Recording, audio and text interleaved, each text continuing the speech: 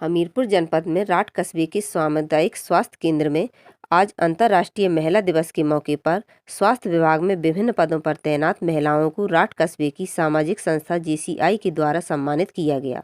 इस दौरान सामाजिक संस्था जेसीआई के द्वारा आयोजित कार्यक्रम में स्वास्थ्य विभाग की महिला कर्मचारियों को प्रमाण पत्र दिया एवं शाल उड़ाकर सम्मानित किया गया। इस दौरान जेसीआई के पदाधिकारी डॉक्टर सुरेंद्र सिंह ने कहा कि नारी शक्ति महिलाओं का सम्मान होना बहुत आवश्यक है। उन्होंने कहा कि महिलाएं आज के समय में पुरुषों से कंधा मिलाकर हर काम को कर रही हैं तथा सभी क्षेत्रों में महिलाओं की बराबर सी भूमिका रहती है।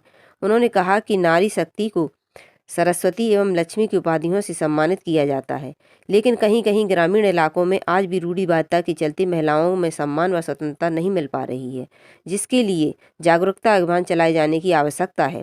उन्होंने बताया कि आज जेसीआई के द्वारा एक सम्मान समारोह का आयोजन किया गया है, जिसमें स्वास्थ्य विभाग में कार्यरत महिलाओं को, जिन्होंने कोरोना काल के समय में अपनी जान को जोखिम में डालकर अपनी सेवाएं प्रदान कर लोगों को लाभान्वित किया, उन महिलाओं को आज जेसीआई के द्वारा सम्मानित किया जा रहा है। इस दौरान कार्यक्रम के अतिथि सीओ राठ अभय नारायण राय, केजी अग्रवाल, अभय खरे, डॉक्टर महेंद्र के अलावा डॉक्टर वंदना अग्रवाल ने भी महिला दिवस पर अपने विचार व्यक्त किए। इस दौरान स्वास्थ्य विभाग की रेणु पोरवाल, सुनीता, गीता, मीरा, शकीला, अनीता एएनएम, रामा, भारती व वंदना, सुमन व प्रियंका के अलावा जेसीआई के नवीन बुधौलिया, प्रवीण बुधौलिया व रिजवान के अलावा अन्य लोग मौजूद रहे। 165 दिन होने चाहिए, सभी दिन महिलाओं के भी होने चाहिए। एजुकेशन, शिक्षा, मतलब बड़ा आश्चर्य होता है कि आज हम आरक्षण के बलबूते पर नारियों को 33% लगभग पार्लियामेंट में भेजने की कोशिश कर लिए।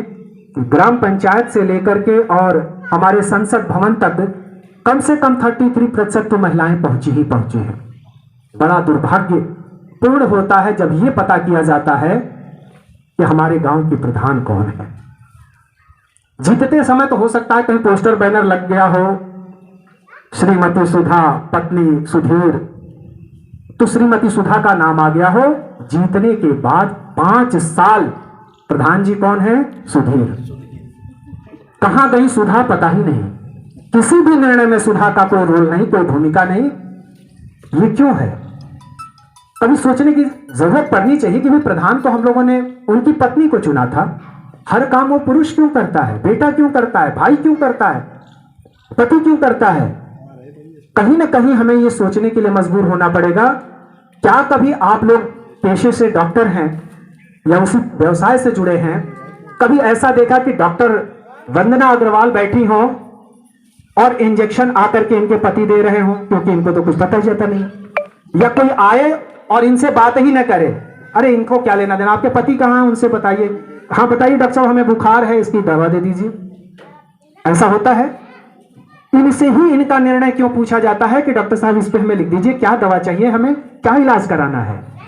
इनकी एजुकेशन इनको उस योग्य बनाई कि इनके निर्णय को मानने के लिए पुरुष बाध्य हुआ। मैडम आप जो कहेंगी मैं वही करूंगा, उसके अलावा कुछ भी नहीं करूंगा। ये सिर्फ और सिर्फ एजुकेशन है। शिक्षा ही इस नारी को एक दिवस के बजाय 365 दिवस सम्माननीय बना पाएगा। इसके अलावा दुनिया में कोई ऐसी विधा नहीं है जिसके बलबूते पर हम कह सकें कि एक अंतर्राष्ट्रीय दिवस मनाए जाने वाला हर एक दिवस अंतर्राष्ट्रीय दिवस, महिला अंतर्राष्ट्रीय दिवस के रूप में मनाया जाए, यह संभव हो पाएगा।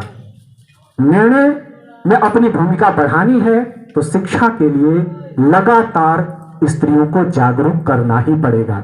अब इसका एक अपोजिट धड़ा चलता है। अपोजिट धड़ा पुरुषों को अपना दुश्मन मान लेता है। एक सिरफिरा कोई इंसान जाने अनजाने जैसे भी गलती किया, अगर किसी महिला के साथ उसने गलत किया तो वहीं से नारीवादी आंदोलन शुरू हो जाता है और हर पुरुष नारियों का दुश्मन भेड़िया नजर आने लगता है। उसका बाप भी होगा, उसी में उसका भाई भी होगा, उसी में उसका पति भी होगा, उसी में उसका बेटा भी होगा। आप विश्वास मानिए, जब आप आगे बढ़ेंगी तो बहन जी कहने वाला हाथ, बहन जी कहने वाला मुख किसी न किसी भाई का होगा, किसी न किसी पिता का होगा। इसलिए भाई और पिता दुश्मन मान करके आप चाहें कि हम आगे बढ़ जाएं, ये संभव नहीं होगा। फिर आगे बढ़े कैसे? सिर्फ पुरुषवादी मानसिकता को तोड़ना है, जो पुरुष में ही नहीं है, महिला के अंदर भी घुसा पड़ा है। उस पुरुषवादी मानसिकता को जो कुछ वर्षों पहले तक गर्भ में पल रही बच्ची को मरने के लिए बाध्य करता था।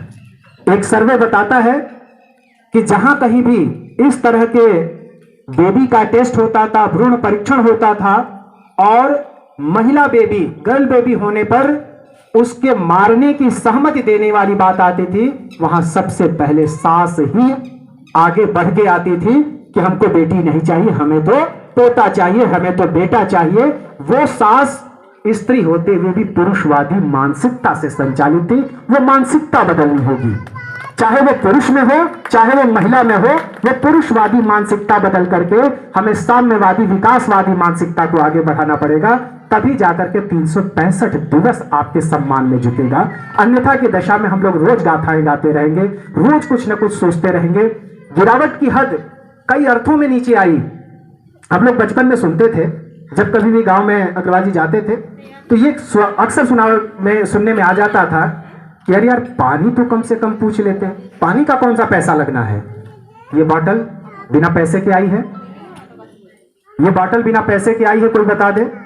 पानी बिक रहा है, बिक रहा है या नहीं बिक रहा है?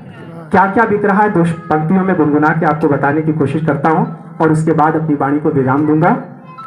बिक रहा है पानी, पवन बिक न जाए, बिक रहा है पानी, पवन बिक न जाए, बिक रही है धरती, गगन बिक न जाए, बिक रहा है पानी, पवन बिक न जाए।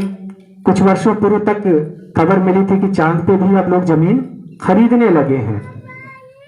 खबर है कि चांद पर बिक रही जमीन, खबर है कि चांद पर बिक रही जमीन, डर है सूरज की तपन बिक न जाए, बिक रहा है पानी, पवन बिक न जाए। और ये अंतिम पंक्तियां आपको समर्पित। देकर दहेज खरीदा गया है दूल्हे को, देकर दहेज खरीदा गया है दूल्हे को, कहीं इसी के हाथों दुल्हन बिक न जाए, बिक रहा है पानी, पवन बिक न जाए। बहुत बहुत धन्यवाद।